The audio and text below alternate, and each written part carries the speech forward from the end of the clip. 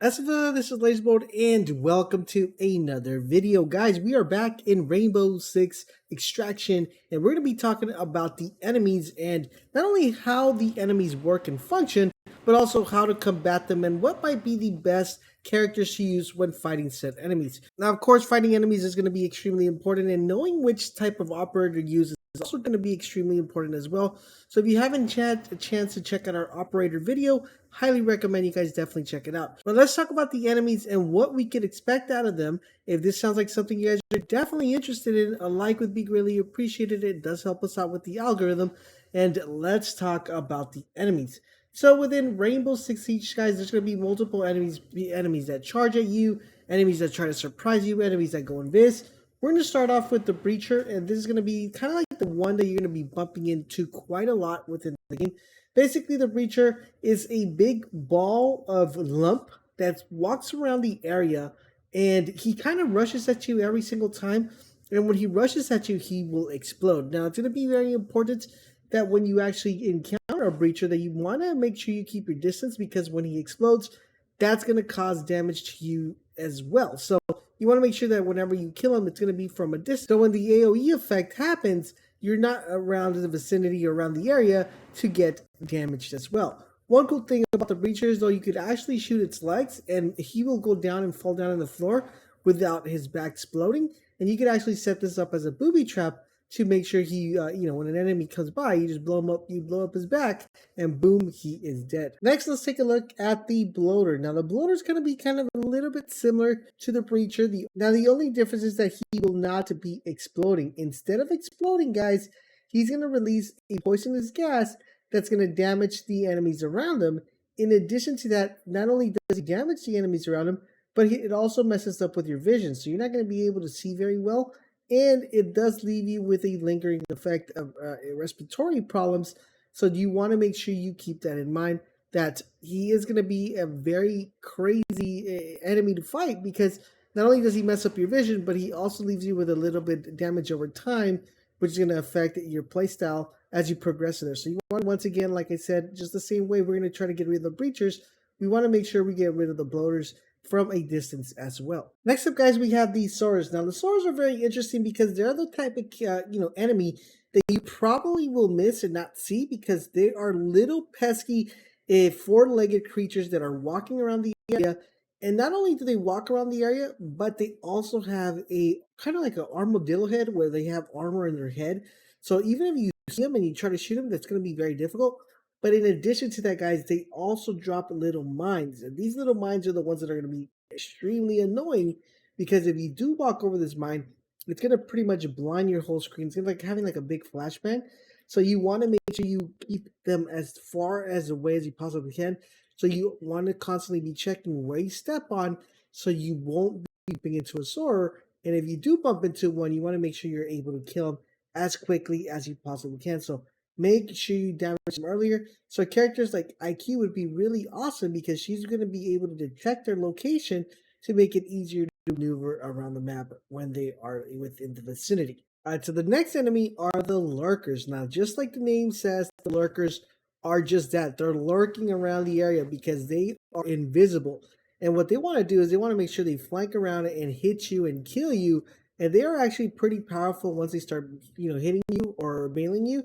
So you want to make sure you're able to identify where they're at before they actually start attacking, because they are invisible. So it's going to be very difficult to see them. Now, the only way you're actually able to kill one of these guys is you have to melee him. And then when you melee them, they actually show you their weak point, and you have to be quick on the trigger to actually shoot them in their weak point to be able to take them out. So you want to make sure that you have characters that are able to reveal the Lurkers before they are even active, or while they're invisible and moving, to be able to determine where they're going to be at. Of course, characters like IQ is going to be very important, because she's going to be able to detect where they're at and where they're coming from. One of the most feared Archons of them all is the Smasher, because the Smasher is going to be very, very crazy. He's just going to charge at you really, really fast. It's like having Hulk running at you, and he's pretty much going to be very loud and stomp his way across the battlefield around the area. He's going to charge you, and when he charges you, he's going to knock you down. So you're going to have some really good tactics to bring him down. using characters like Sledge is going to be really important because he could actually charge up his hammer and use his hammer to stun him, and then being able to attack him from the back to make sure you reveal his weak point.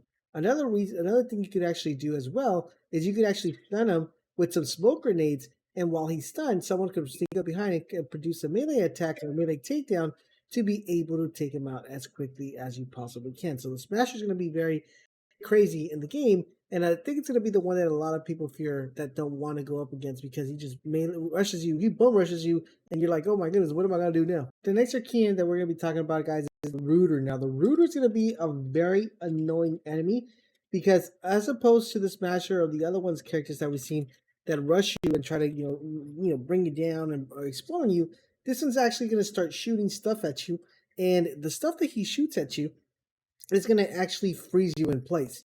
And that is what makes it super annoying because when you get frozen in place in extraction, it makes you extremely vulnerable to the other aliens. So having to deal with a Rooter could be very problematic. And since he's able to do this from a distance without getting close, it's going to be extremely important that you take him out as quickly as you possibly can.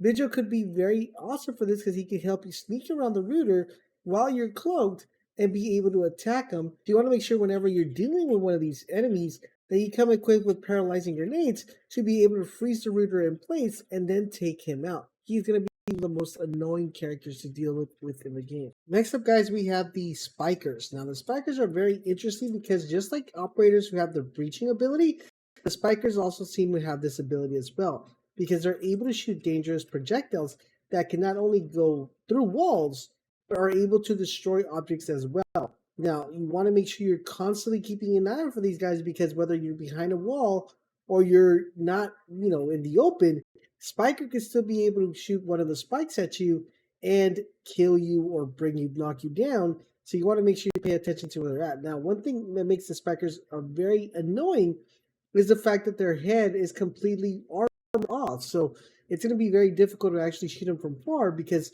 getting those headshots is going to be a little bit difficult. So you're going to want to make sure you use wall for cover, or you have Jagger set up some sort of like his turret down so you can deploy a defensive turret to block the spikes that are coming your way. So Spikers are going to be annoying, guys, and you're going to definitely want to know exactly where they're at every single time to avoid getting hit by one of those spikes. One of the most annoying enemies that you're going to find in the game are the Tormentors. Now, this name actually lives up to its name because it is going to torment the heck out of you because it is able to liquefy itself and move positions very fast and very rapidly. In addition to being able to reposition itself at a very fast pace, it's able to actually launch projectiles on you and bombard you with them. So it makes it very difficult to not only make sure you are landing shots because he's constantly moving, but he's going to be constantly shooting at you. So it's going to be extremely important, guys, that you consider using characters like Gridlock to be able to kind of make sure you stun him and keep him in place to be able to take him out as quickly as you possibly can.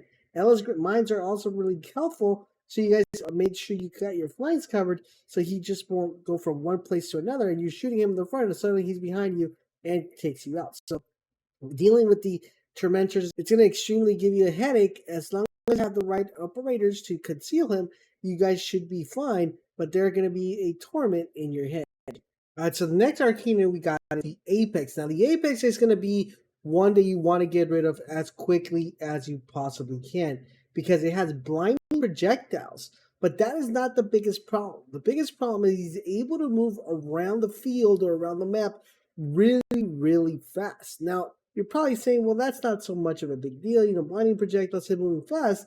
The problem is, guys, he also spawns enemies as he moves along the path. So not only do you want to get rid of him as quickly as you possibly can because of the blinding projectiles, but every time he's moving around, he's spawning enemies. It's going to be a very big problem if you let him live for too long.